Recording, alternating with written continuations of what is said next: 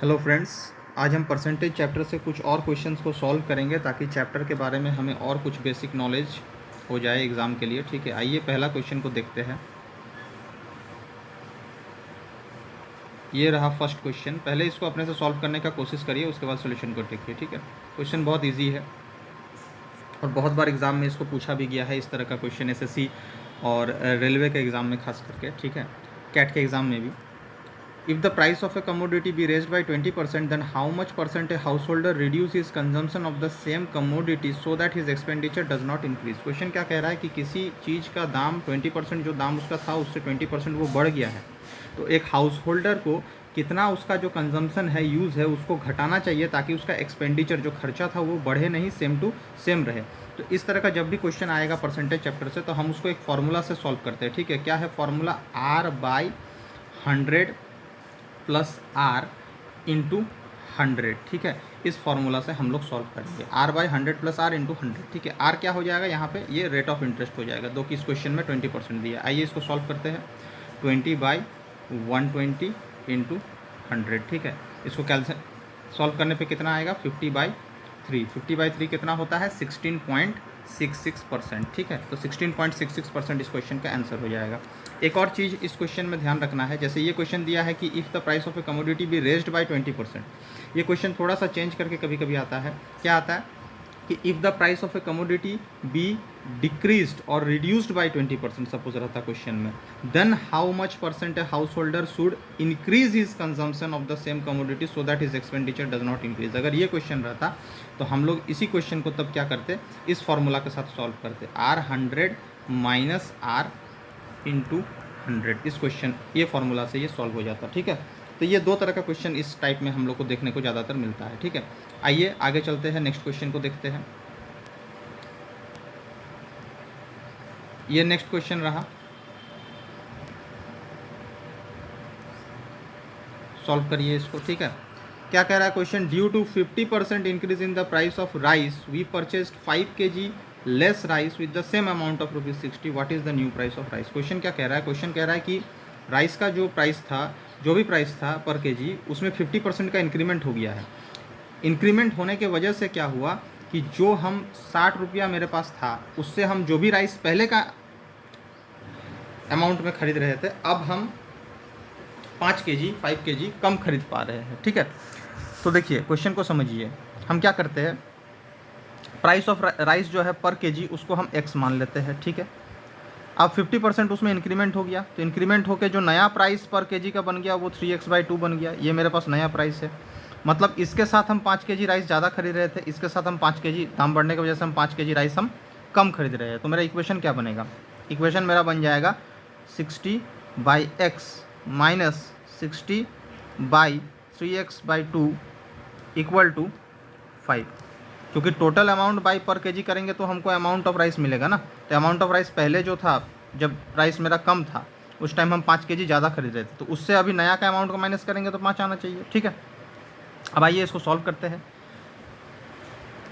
ये क्या हो जाएगा? 60/x minus 120/3x equal to 5। अब एलसीएम इसका करते हैं, कितना आएगा? 3x आएगा। ये हो जाएगा 180 माइनस 120 इक्वल टू 5। ठीक है, तो क्या हो जाएगा? 60/3 इंटू 5 इक्वल टू x, मतलब x का वैल्यू कितना आ जाएगा? 4 आ जाएगा। तो क्या यही आंसर हो जाएगा? नहीं, ये आंसर नहीं होगा, क्योंकि क्वेश्चन को देखो क्या कह रहा है। क्वेश्चन पूछा है हमसे कि what is the new price of rice, नया प्राइस क्या है। तो ये x का जो वैल्यू हमको मिला अभी आंसर में, ये x तो न्यू प्राइस नहीं है ना, ये पुराना प्राइस है जो इंक्रीज़ होने से पहले था। नया प्राइस क्या बनेगा? ये बनेगा, ये नया प्राइस बनेगा। तो x का वैल्यू कितना आया है? 4 आया है, तो इसको पुट कर दो। 3 × 4/2 दैट इज़ 6। तो इंक्रीज़ होने के बाद जो मेरा प्राइस बना वो कितना बना? 6 बना। इंक्रीज़ होने के बाद जो प्राइस बना वो कितना बना? 6 बना। अब देखो क्वेश्चन को समझो। ठीक है, मैं एक और तरीके से इसको समझाता हूँ। ठीक है, तो और क्लियर हो जाएगा। देखो, पहले का प्राइस हमको 4 पता चल गया, अभी इंक्रीज़ होने के बाद 150% इंक्रीज़ होने के बाद वो कितना बन गया? 6 बन गया। पहले वो कितना खरीद रहा था टोटल अमाउंट बाय पर केजी, मतलब 60/4, मतलब 15 kg पहले खरीद रहा था। अभी कितना खरीद रहा है? Total amount by new price, मतलब 10 kg खरीद रहा है। 15 माइनस 10 कितना हो गया 5। देखो 5 kg घटाना, यही तो क्वेश्चन कह रहा था। यही तो क्वेश्चन कह रहा था कि पहले जो भी प्राइस था उसमें जो भी राइस वो खरीद रहा था, अभी बढ़ने के बाद वो 5 kg कम खरीद रहा है। यही क्वेश्चन कह रहा था। ठीक है, समझ में आ गया। अब आगे चलते हैं, एक और क्वेश्चन को देखते हैं परसेंटेज चैप्टर से। ये सब टाइप्स के क्वेश्चन जो है आपको एग्ज़ाम में देखने को मिलेंगे। एसएससी, बैंक, रेलवे, कैट, ये सब के एग्ज़ाम में देखने को मिलते हैं। परसेंटेज के बहुत इंपॉर्टेंट क्वेश्चन है, इंपॉर्टेंट टॉपिक्स है ये सब। ठीक है, आइए देखते हैं next question. 2 numbers are respectively 25 and 40% less then a third number, what percent is the second of the first. देखो क्वेश्चन थोड़ा कन्फ्यूजिंग लगा पहली बार पढ़ने से, लेकिन इसको ध्यान से पढ़ो। मेरे पास टोटल कितना 3 नंबर है, 2 नंबर्स का यहाँ पे बात हो रहा है और less than a third number, तो थर्ड नंबर यहाँ मतलब टोटल मेरे पास 3 नंबर है, तो हम मान लेते हैं ए बी सी 3 नंबर। ठीक है, अब क्या कह रहा है 2 numbers are 25% and 40% less than third number, तीसरा नंबर से कम है, तो तीसरा नंबर को एज्यूम कर लेते हैं 100, मान लेते हैं 100 है। ठीक है, 100 के या कुछ भी हम लोग मान सकते हैं, कोई दिक्कत नहीं।